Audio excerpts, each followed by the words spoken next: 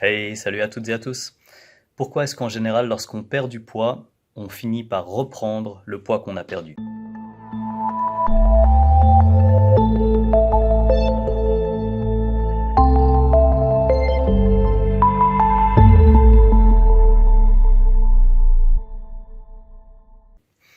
Donc, ce que j'ai appelé l'après-sèche, c'est comment faire en sorte de stabiliser le poids qu'on a perdu bon, ou alors faire en sorte vraiment d'éviter le plus possible de faire cet effet yo-yo dont on entend souvent parler. C'est normal qu'on en entende souvent parler parce qu'en fait, c'est la norme. Ce que j'entends par là, c'est que si vous essayez de perdre du poids et que vous le reprenez, vous n'êtes pas quelqu'un de stupide, vous n'êtes pas quelqu'un de mauvais, vous n'avez pas un métabolisme complètement à côté de la plaque, en tout cas a priori vous n'êtes pas complètement cassé. L'idée c'est plus de vous dire que malheureusement 9 personnes sur 10 reprennent le poids perdu au bout de 5 ans. Donc on prend pas mal de marge, mais on se dit si ici vous essayez de perdre du poids, puis 5 ans plus tard on regarde où vous en êtes, concrètement il y a plus de 9 personnes sur 10 qui ont juste récupéré le poids qu'ils ont perdu initialement. Donc c'est vraiment la norme, il ne faut pas vous sentir mal parce que vous êtes planté une fois, c'est pas pour autant qu'il faut réessayer sans arrêt et puis faire des yo-yo tout le temps, mais ça veut dire qu'il y a il y a quelque chose qui se passe, il faut apprendre, il faut savoir comment attaquer ce problème. Alors, première chose, il n'y a pas de truc miracle, et là c'est peut-être un peu décevant pour vous dire, ok, une fois que vous avez atteint le poids perdu, comment rester là? Vous faites, je sais pas, ça et ça, tel petit thé miracle, un coupe-faim, plus encore une activité physique particulière, etc. Ou alors des pilules pour dormir, je dis n'importe quoi, hein, mais il n'y a pas de truc miracle pour stabiliser votre poids perdu sans considérer ce qui s'est passé avant. Votre stratégie qui va vous permettre d'atteindre ce poids-là est tout aussi importante que celle qui va vous permettre de stabiliser le poids juste après. Donc je vous donne un exemple catastrophique, juste pour que vous compreniez qu'en fait c'est tout à fait normal. Si quelqu'un perd du poids rapidement, et trop rapidement d'ailleurs, et que la personne perd un mélange de masse maigre et de masse grasse, dit autrement un mélange de graisse, mais aussi d'autres choses, notamment de masse musculaire. Et puis, donc, cette personne va diminuer son poids, mais elle va pas diminuer que de la graisse et maintenir le mieux possible sa masse musculaire et puis le reste, la masse maigre. La personne va perdre aussi un petit peu de cette masse-là. Elle va peut-être même perdre les deux à un rythme à peu près équivalent selon l'état dans lequel la personne se trouve. Et donc, lorsqu'on perd une partie de notre masse maigre, qui en général n'est pas présente en trop grande quantité, c'est une masse quelque part plus précieuse, si je puis dire, euh, on envoie un mauvais signal au corps. On envoie un signal supplémentaire pour lui dire ce serait bien de remonter. Donc déjà, on a le premier signal au niveau de notre tissu adipeux, donc de notre masse grasse, qui nous dit bon bah on est en train de perdre des stocks, on est en train de perdre de l'énergie, on est en train de perdre de notre propre corps, hein, concrètement. Et puis ce serait bien de restaurer cet équilibre. Et en plus de ça, si on perd la masse maigre, on a une espèce de double signal de compensation comme ça à venir. Donc c'est comme si au lieu de tirer sur un élastique, vous étiez en train de tirer sur deux, puis de dire à votre corps, bon bah fais avec, et nous on espère, un petit peu comme par magie, se dire ouais mais c'est bon, il va se stabiliser, malgré toute la force de traction qui va avec. Donc le but, c'est d'avoir une approche qui nous permet de valider régulièrement par étapes ce qu'il se passe. J'entends par là, si vous faites 85 kilos, puis vous voulez arriver à 65 kilos, vous voulez perdre 20 kilos, c'est quand même assez énorme. Si vous voulez perdre 20 kilos d'un seul coup, c'est pas que vous allez pas forcément y arriver, mais c'est que ça va être quand même assez compliqué. Par contre, si vous dites j'aimerais perdre 5 kilos, et puis j'aimerais bien faire 5 kilos x 4. Donc en fait, vous allez planifier 4 périodes de perte de poids pour perdre environ 5 kilos. Et votre but, après chacune de ces pertes de poids intermédiaires, vous allez essayer de stabiliser le poids. Et là, vous avez une approche qui est particulièrement intelligente parce que vous faites d'une pierre deux coups. Un, vous perdez du poids. Donc ça c'est con, mais c'est l'objectif de base, donc on va quand même le préciser. Vous perdez du poids, mais deux, surtout, vous stabilisez. C'est un premier acquis quelque part. Vous stabilisez ce nouveau poids et vous essayez de trouver un nouvel équilibre à ce moment-là. Donc si vous passez de 85 à 80 kg et vous êtes capable de stabiliser votre nouveau poids, c'est déjà un succès.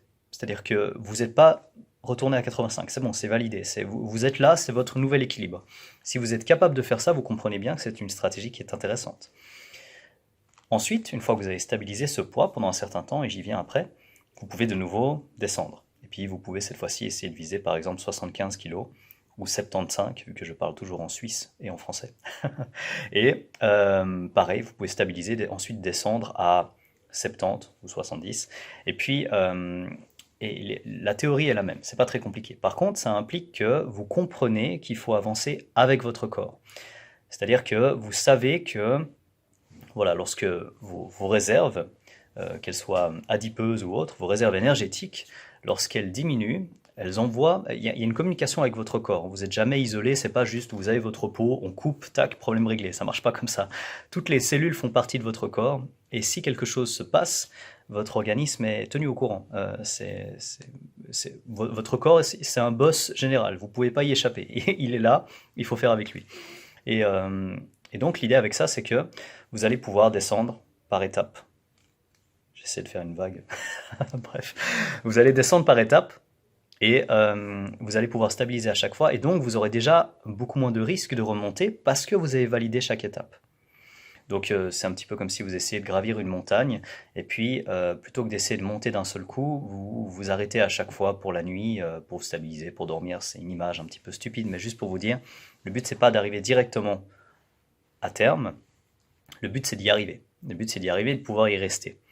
Et pour ce faire, il faut y aller avec votre corps. Donc il y a plusieurs critères qui vous signaleront que vous ne faites pas les choses correctement. Par exemple, si vous avez une augmentation excessive de votre niveau de faim, que vous devenez particulièrement irritable, que vous commencez à mal dormir, bon, on va appeler un chat, si votre libido descend à un point qu'elle ne remonte plus au sens littéral et figuré, et que vous êtes aussi en train de regarder une diminution de vos performances en salle de fitness, par exemple, si vous faites de la musculation. Si tous ces indicateurs arrivent à la suite et qu'en plus de ça, vous vous sentez vraiment globalement pas bien et fatigué, c'est le moment de diminuer le stress et de dire à votre corps, ok, il faut placer un maintien.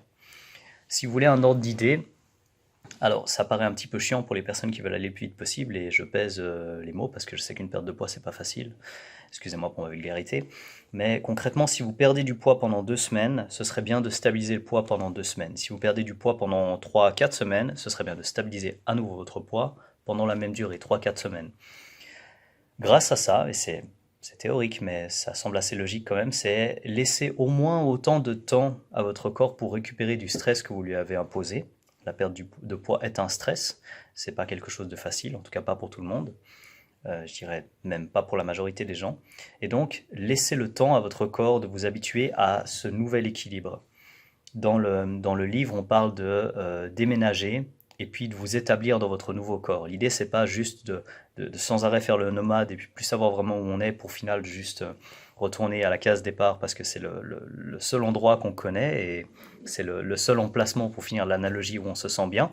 L'idée, c'est systématiquement, lorsque vous descendez, vous sentir bien dans votre nouveau vous, dans votre nouveau chez vous, et ensuite descendre à nouveau et à nouveau vous sentir bien ici. Et c'est un petit peu vulgarisé, c'est sûr, mais l'idée derrière est quelque chose de très fort d'un point de vue respect de l'homéostasie de votre corps, donc cet équilibre physiologique dont vous avez peut-être entendu parler quelque part, votre corps tend toujours vers un certain équilibre. Et la meilleure manière de comprendre que vous êtes capable de stabiliser le poids, c'est de régulièrement stabiliser votre nouveau poids et de vous l'approprier quelque part. Et si vous faites ça, ce que vous allez aussi pouvoir comprendre, c'est à quel point vous pouvez manger en grande quantité au maintien. Donc le maintien calorique, c'est quelque chose d'extraordinaire. Ça paraît con parce qu'on se dit toujours le but c'est de prendre de la masse musculaire, de perdre du poids, c'est toujours de changer. On est toujours dans le changement. On se trouve pas assez bien, donc on veut quelque chose de nouveau. Mais lorsqu'on a trouvé un état d'équilibre, c'est à ce moment-là que le corps fonctionne particulièrement bien, en fait. C'est là que tout roule. Et donc l'idée, c'est régulièrement dans une perte de poids de stabiliser. Donc voilà pour cette vidéo. C'est peut-être un peu décevant parce que finalement, je vous apporte pas énormément d'informations, mais concrètement, vous avez plein de signaux que vous envoie votre corps d'habitude. Et l'idée, c'est no pain, no gain. On ne respecte pas ça. Mais pour aller avec votre corps, en fait, il suffit juste de stabiliser régulièrement votre poids. Et comme ça, une fois que vous stabilisez votre poids pour de bon, eh ben, vous avez atteint votre poids. Et puis vous n'avez pas besoin de le récupérer parce que c'est simplement un nouvel équilibre. Et c'est ça qu'on recherche avec la perte de poids.